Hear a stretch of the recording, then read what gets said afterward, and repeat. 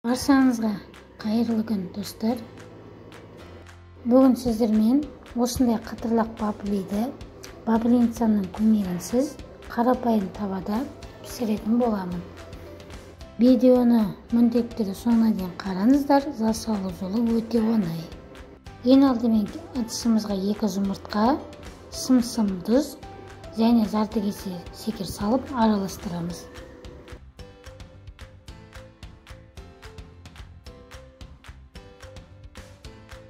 Еріген сармайымызды құйып, және ұнымызды салып, қоймалдың болғанша араластырамыз.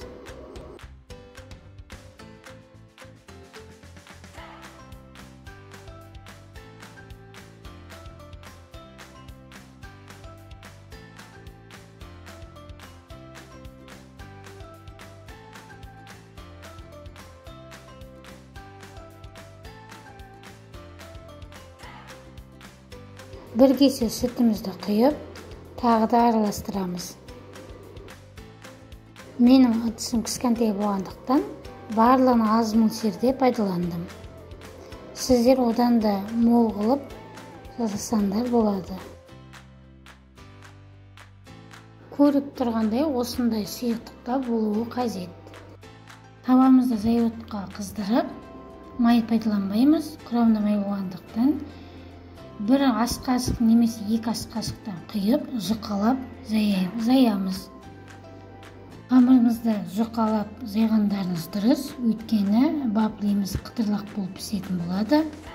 Баблидің 2 жағы піскен соң, оны бірден орауы қажет.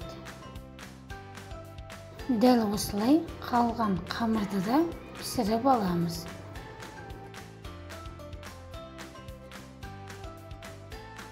Дәл осы тәсілмен сіздерді жасап көруге кеңес беремін.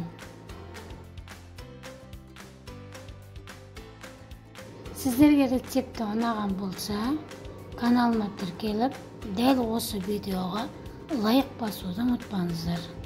Менімен бірге болыңыздар.